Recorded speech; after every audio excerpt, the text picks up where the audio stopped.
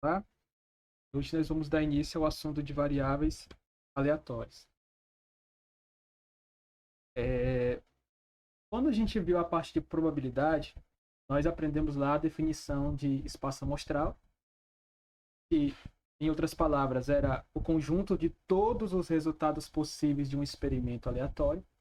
E a gente viu, né, que o experimento aleatório, né, por consequência, era aquele experimento que, se realizado nas mesmas condições, não necessariamente produzirá os mesmos resultados.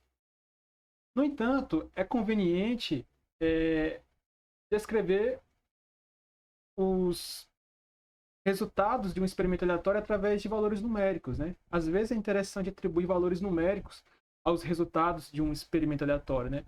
Ou seja, atribuir valores numéricos aos pontos amostrais, né, de um espaço amostral, que são os resultados do experimento aleatório. Como os eventos que ocorrem quando se realiza o espaço amostral varia, né, de experimento para experimento, como consequência, também vão variar os valores numéricos que são associados a esses pontos amostrais. Por exemplo, alguns experimentos que os resultados já são valores numéricos. O número de chamadas telefônicas que chegam à central. Ou seja, você pode ter nenhuma chamada, ou seja, 0 chamadas. Pode ter uma chamada, 2 chamadas, ou seja, os resultados já são valores numéricos. Tempo de duração de uma lâmpada, ou seja, é uma variável contínua, né? Um valor real, também já é numérico. Número de pontos que aparece na face superior do dado também já é numérico. Então, já existem alguns experimentos aleatórios cujos resultados já são valores numéricos. Porém, existe um grande número de experimentos aleatórios cujos resultados não são valores numéricos.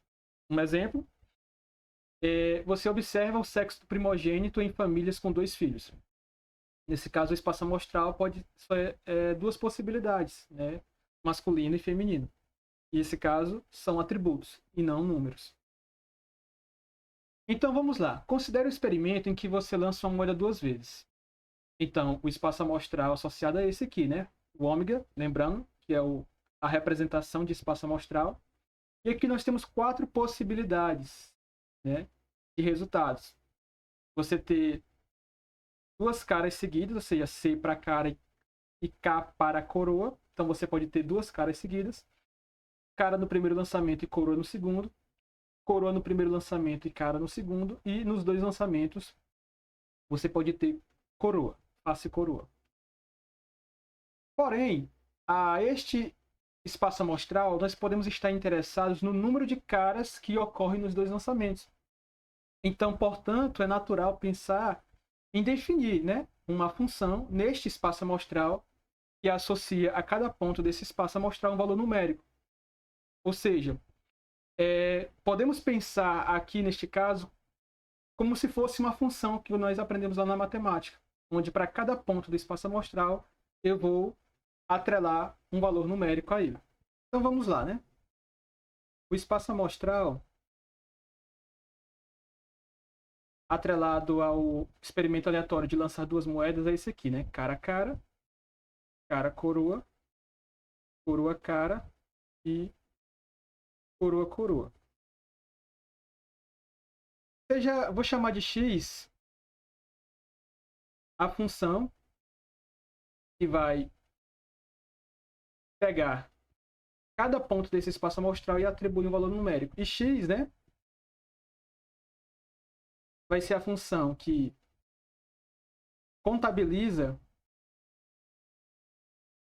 o número de caras que saiu nestes 2 lançamentos da moeda. Então, o que vai acontecer? Vou fazer aqui um desenho na forma de usando o diagrama de funções lá que a gente aprende na matemática. Então, esse conjunto aqui é o espaço amostral com estes resultados.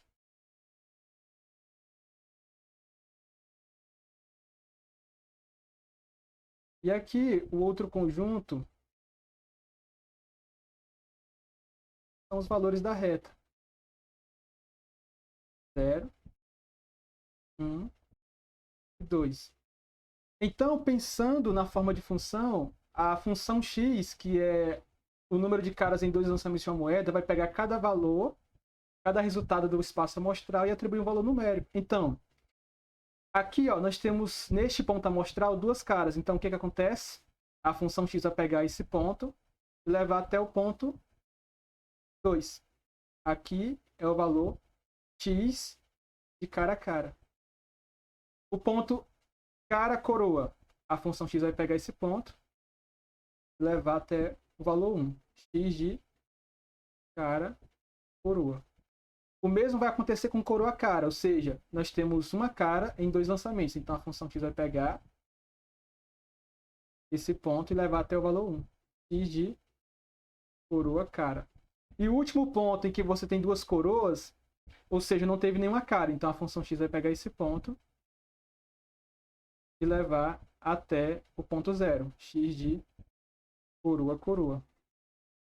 Organizando em uma tabela, você tem os seguintes resultados, né? Aqui tem os pontos amostrais. Cara a cara. Aqui nós temos o x de... o ômegazinho aqui para representar os pontos amostrais. Então, nós temos que a função x aplicada no ponto cara a cara, nós temos o valor 2. A função x aplicada nesses dois pontos aqui, cara-coroa e coroa-cara, nós temos o valor 1. E a função x aplicada no ponto coroa-coroa, nós temos o valor 0. Ok? Perceba que para cada ponto do espaço amostral, essa função que eu chamei de x vai atrelar um valor na reta numérica. Okay? Como acontece lá nas funções que nós aprendemos lá na matemática, onde você tem, né, um conjunto, vou chamar aqui esse conjuntinho de A, e um outro conjunto, eu vou chamar de B. Nós temos uma função que nós chamamos de f, que pega cada pontinho em A, que nós chamamos de domínio, o conjunto A é o conjunto domínio, aqui, ó, e leva a um ponto no conjunto B, que é o chamado contradomínio, né? E é assim, e usando esse entendimento, nós usamos a mesma coisa para fazer aqui na parte de probabilidade, onde o meu domínio vai ser o espaço amostral e o contradomínio, lá na matemática que eu chamo aqui de B, vai ser a nossa reta numérica. Prosseguindo, então, tá aqui os resultados, né, de atribuir, de definir essa função x nesse espaço amostral aqui. Nós temos os seguintes valores. A correspondência entre os pontos do espaço amostral e os valores de x também pode ser expressa da seguinte maneira, ou seja, a função x aplicada no ponto cara a cara resulta no valor 2. A função x aplicada no ponto cara-coroa vai resultar no valor 1. E assim sucessivamente para cada ponto amostral.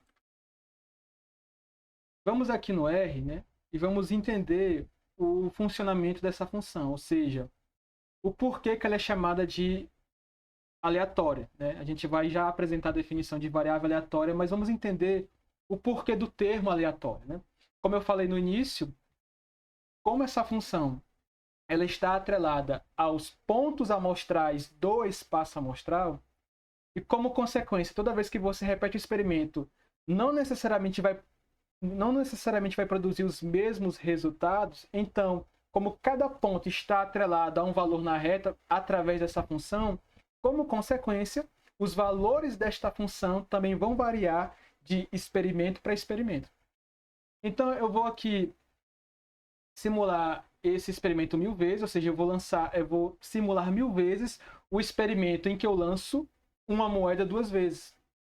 E eu vou, através desse pequeno código aqui, colocar aqui no console do R os valores que a função x vai resultar, né? Através de cada experimento, de cada repetição do experimento de lançar uma moeda 2 vezes. Então aqui eu vou definir 1000 repetições desse experimento. A variável cara na linha 7, como eu coloquei aqui no comentário, vai ser um objeto que vai contar a quantidade de caras que vai resultar na repetição do experimento.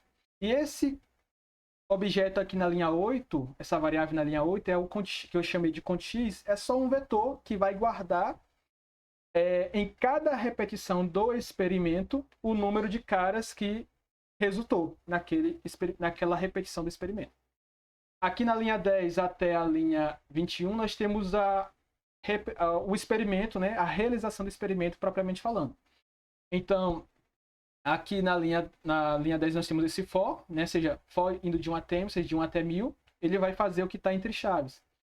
Aqui na linha 12 nós temos a estrutura que vai simular a repetição, o lançamento da moeda 2 vezes. O objeto y, ele vai receber na repetição, no lançamento da moeda, a face que saiu, se cara ou se coroa.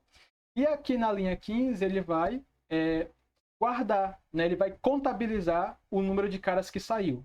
Então perceba que na linha 15 a variável cara está sendo substituída pelo que tinha antes, que no caso era 0, mais o resultado dessa estrutura booleana, ou seja, se o que saiu na moeda foi igual a cara, então a soma vai dar 1, então fica 0 mais 1, e a variável cara recebe o valor 1. Aí, como o for aqui é uma estrutura que vai se repetir 2 vezes, então na segunda vez ele vai e repete. Se na variável y receber cara de novo, aí na linha 15, ele pega o que estava na variável cara, né, substitui com a soma dessa estrutura booleana. Se for novamente cara, então fica 1 mais 1, 2, e o loop for para, e aqui ele continua o código, ok? Aqui na linha 18 ele vai guardar a quantidade de caras que saiu na repetição desse experimento de lançar a moeda 2 vezes. Na linha 19 ele vai printar no console aqui, ó, nessa parte de baixo, onde eu estou passando o mouse, o valor, a quantidade de caras que foi obtida nessa repetição do experimento. E na linha 20 eu zero novamente a variável cara, para que quando ela entrar aqui no loop for novamente, ela não comece a contar coisas absurdas, como contar 3 caras em 2 lançamentos, 4 caras em 2 lançamentos e assim sucessivamente, tá bom? Então vamos repetir, vamos simular isso aqui. Já foi. Então deixa eu botar aqui do início, a gente entender. Por exemplo, na primeira vez que eu repeti o experimento, eu obtive apenas uma cara. Na segunda vez que eu repeti o experimento, eu obtive uma cara novamente. Na terceira vez que eu repeti o experimento, eu não obtive nenhuma cara, ou seja, foram todas 2 coroas.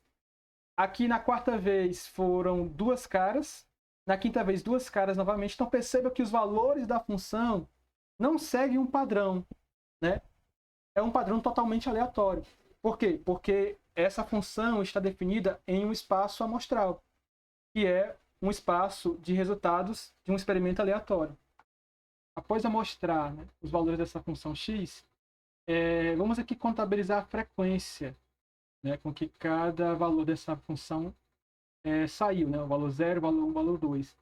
Aqui começa, eu estou pegando os valores do vetor x a partir da posição 2, porque na posição 1 já tinha um valor que era 0, então o 0 não pode ser incluído nessa contagem. Então começa a partir de 2 até n mais 1, para que no final das contas fique exatamente as 1000 simulações.